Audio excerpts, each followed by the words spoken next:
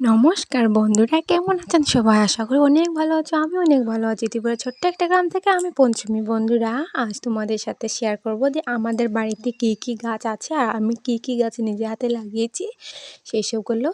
তো ভিডিওটা পুরো দেখার অনুরোধ রইল।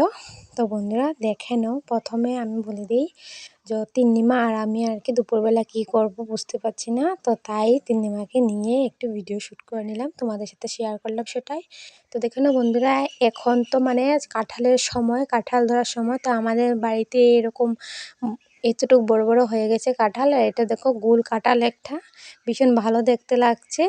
আর আমার তিন্নিমা তো কাঁঠাল দেখে মানে ও আর কি ছিঁড়ে নেবে, তাই মানে যা কিছু দেখে ওর লাগবে, তিন্নিমার তো লাগবেই। তো দেখতেই পাচ্ছ কী করছে তিন্নিমা, খুব বেশি আনন্দ পাচ্ছে। আর মানে একটু পর পরই কাঁঠালটাকে ধরতে চেষ্টা করে।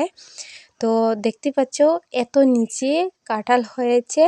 আর আমি তো কাঁঠাল খেতে খুব বেশি ভালোবাসি। তোমরা কারা কারা কাঁঠাল খেতে ভালোবাসো অবশ্যই কমেন্টে জানিও। আর আমার তিন্নিমা দেখো কাঁঠাল পেয়ে কী খুশি, তাই না? আর তোমরা বলো তো, মানে কাদের কাদের বাড়িতে কাঁঠাল গাছ আছে আর কারা কারা খেতে ভালোবাসো অবশ্যই কমেন্টে জানিও। তো আমার তিন্নিমা তো অনেক খুশি, আমার তিন্নিমাকে আমি খাওয়াবো কাঁঠাল, কারণ আমার অনেক ভালো লাগে, তিন্নিমাও খাওয়া শিখবে, তাহলে না আমিও খেতে পারবো। তারপর দেখে না আমাদের বাড়ির সামনেই আর কি, মানে গেটটা খুললেই এই আমার ব্রিজটা, আমাদের বাড়ির ব্রিজটা। আর এখানে একটা নদী আছে, নদী বলতে এটাকে ছড়া বলে। তো যাই হোক, এই দেখো আমাদের নদী। আর এখন জল শুকিয়ে গেছে, বর্ষার সিজনে অনেক জল হয়। তো তারপর আমি তোমাদেরকে দেখাচ্ছি কী কী গাছ লাগালাম। এই লাউ গাছটা আমি লাগিয়েছি, এখন অনেকটা বড় হয়ে গেছে। আর এই লাউ গাছের মধ্যে না লাউ হয়েছে, দেখতে পাচ্ছ? এই দেখো লাউ হয়েছে, কিন্তু কি দুঃখ, আগে দুটো লাউ হয়েছে, এইভাবে মরে গেছে, জানি না কেন হয়েছে। আর এই দেখো এটা হলো ঝিঙে গাছ আমি লাগিয়েছি। আর এখন 8 দিন পর ঝিঙে গাছটা ফুটি দিয়ে একটি গাছ বেরিয়েছে, বাকিটি হবে কিনা জানি না। তারপর দেখতে পাচ্ছ এই ফুল গাছটি আমি লাগিয়েছি। হ্যাঁ, এখন বলবে যে এখানে এরকম কেন লাগিয়েছি, এখানে শুধু জীবিত করার জন্য লেগেছি, যখন বর্ষা সিজন আসবে তখন আমি মাটিতে লাগিয়ে দেব।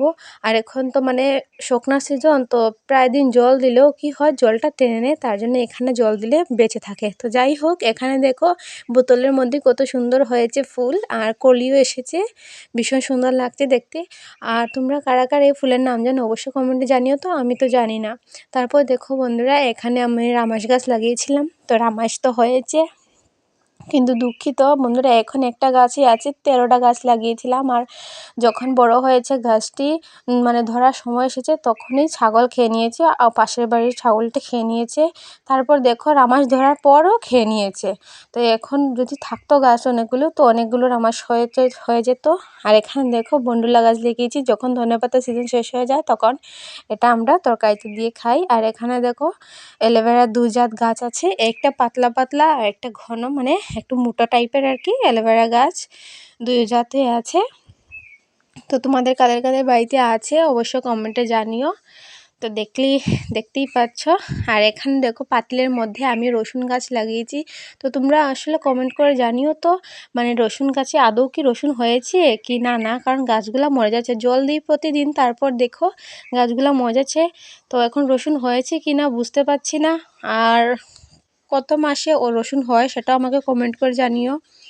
তো দেখতেই পারলে আমি মানে ছোট পাতিলের মধ্যে রসুন গাছও লাগিয়েছি, তারপর একটা মগ ছিল প্লাস্টিকের, তার মধ্যে রসুন গাছ লাগিয়েছি। তো এখানে দেখো মাটির থালার মধ্যে আমি ধনেপাতা লাগিয়েছিলাম, তো খেয়েছি অনেক। তো ভিডিওটা তোমাদের কাছে কেমন লেগেছে অবশ্যই কমেন্টে জানিও, ভালো লাগলে লাইক কমেন্ট শেয়ার করতে ভুলো না। দেখা হচ্ছে পরের ভিডিওতে, ততক্ষণের জন্য বাই, টাটা।